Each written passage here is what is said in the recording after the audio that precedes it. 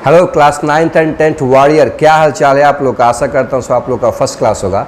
इस वीडियो में इंटायरली हम बात करेंगे competitive based question. That means कि आप लोगों ने जब सिलेबस देखा हुआ तो उसमें आप लोग को पता चला होगा कि इस बार क्या किया है। पिछले साल तक 40% एग्ज़ाम में जो क्वेश्चन आते थे 9th और 10th के बोर्ड के एग्ज़ाम वगैरह में, तो उसमें 40% क्वेश्चन जो आता था वो कॉम्पिटेटिव बेस्ड क्वेश्चन था। और इस बार क्या किया गया, उसको बढ़ा दिया गया, यानी कि 50% जो आप लोग का क्वेश्चन जो होगा बेसिकली क्या होगा, वो कॉम्पिटेटिव बेस होगा। और इसमें बेसिकली हम आज क्लियरली इसमें करेंगे कि इसमें क्या क्या होता है ना। कॉम्पिटेटिव बेस क्वेश्चन में बेसिकली आप लोगों ने देखा होगा कि उसमें एमसीक्यू होता है, सेकंड क्या है असर्शन रीजन, और थर्ड हम लोग को होता है केस बेस क्वेश्चन हम लोग को होता है। तो उसमें हम देखेंगे क्या बेसिकली एमसीक्यू में क्या था हम लोग का। सेक्शन ए में हम क्या देखे थे कि 20 नंबर ऑफ क्वेश्चन थे उसमें। तो 20 नंबर ऑफ क्वेश्चन के बारे में बात किया था। इसमें क्या था कि 1 से 16 तक बेसिकली क्या थे एमसीक्यू।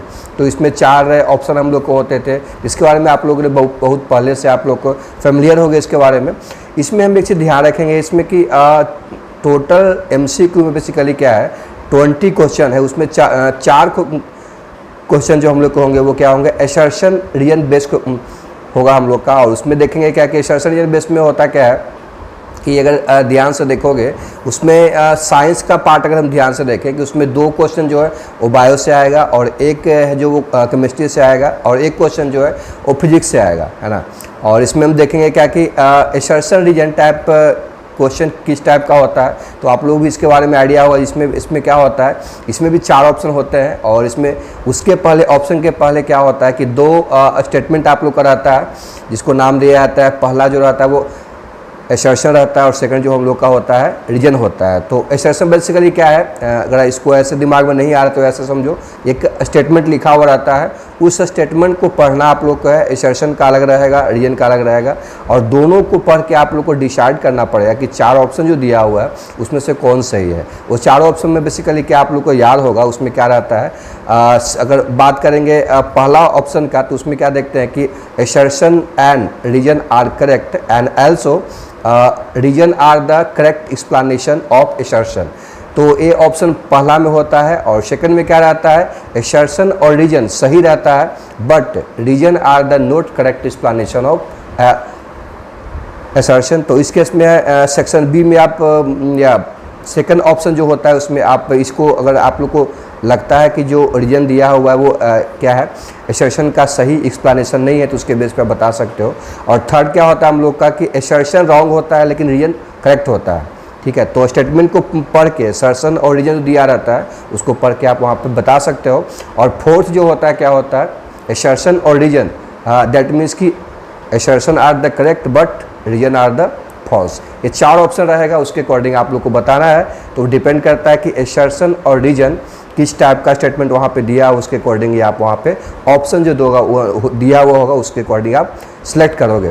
तो ये तो बेसिकली इसके बारे में आप लोग को आइडिया हुआ। थोड़ा सा इसमें हम क्या बताएं हैं एक्स्ट्रा चीज़ कि हमें ध्यान रखना है कि एमसीक्यू में टोटल नंबर ऑफ जो क्वेश्चंस होंगे वो 20 होंगे। उसमें 1 से 16 तक जो क्वेश्चन होगा बेसिकली एमसीक्यू जो होता है 4 ऑप्शन उस टाइप का होगा। और 4 क्वेश्चन जो होंगे असर्शन रीजन से आएगा। तो उसमें हम क्या देखेंगे कि साइंस की बात किया जाए तो साइंस में क्या होगा, बायो से 2 क्वेश्चन, फिजिक्स से 1 क्वेश्चन, और केमिस्ट्री से 1 क्वेश्चन हम लोग को आना ही है ना। ये मतलब एक जब उसका पेपर देखोगे तो आप लोग को पता चलेगा। रिसेंटली मैंने देखा था तो हम लोग को आइडिया लगा कि इसके बारे में आप लोग को बताना चाहिए।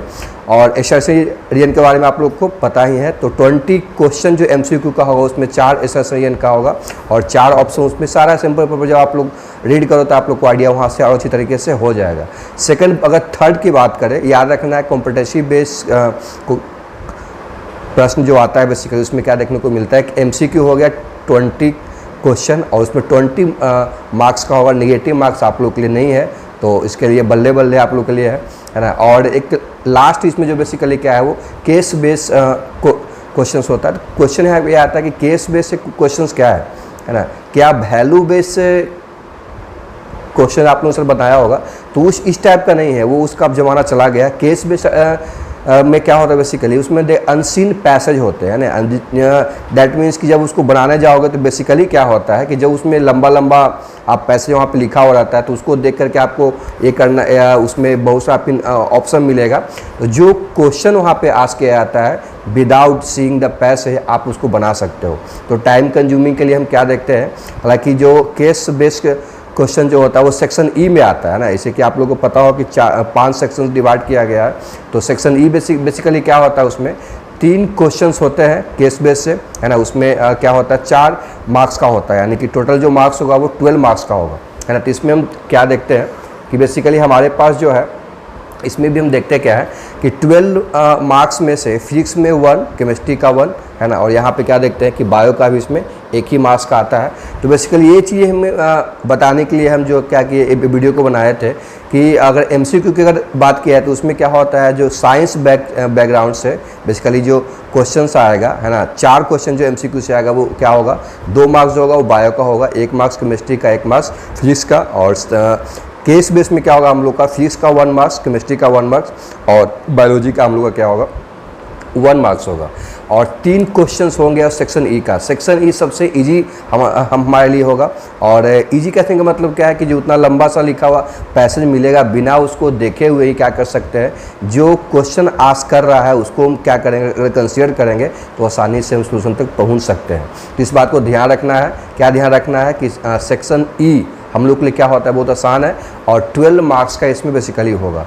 तो अगर ध्यान से देखा जाए टोटल 80 में से 80 को जो मार्क्स का एग्जाम होने वाला है उसमें से आपको टोटल मार्क्स जो बेसिकली कॉम्पिटिटिव बेस क्वेश्चन जो आने वाले उसमें कितने मार्क्स होंगे, 20 मार्क्स तो आप लोग का हो गया MCQ वाला पास और SSR मिला करके, और 12 मार्क्स हो गया हम लोग का सेक्शन ई का हो गया, यानी 32 मार्क्स का बेसिकली क्या होगा हम लोग का कॉम्पिटिटिव बेस क्वेश्चन कवर करेगा। तो इस तरीके से हम क्या देखते हैं कि कितना हम लोग के लिए इजी बना दिया गया है ना। इजी बना दिया गया दैट मीन्स कि हमें आइडिया में वहाँ से मिल रहा है ना। और इस तरीके से क्वेश्चन जो बेसिकली क्या है थोड़ा सा अलग टाइप का लगेगा आप लोग का, लेकिन बेसिकली क्या है घबराने की ज़रूरत नहीं है।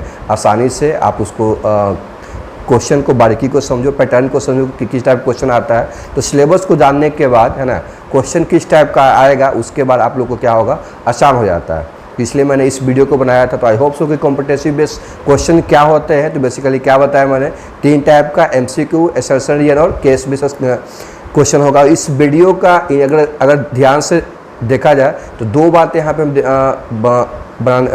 बताने के लिए इस वीडियो को बनाए थे। पहला क्या बताया कि MCQ में जो 4 क्वेश्चंस आएंगे वो 2 मार्क्स बायोलॉजी का होगा, 1 फिजिक्स का, 1 केमिस्ट्री का।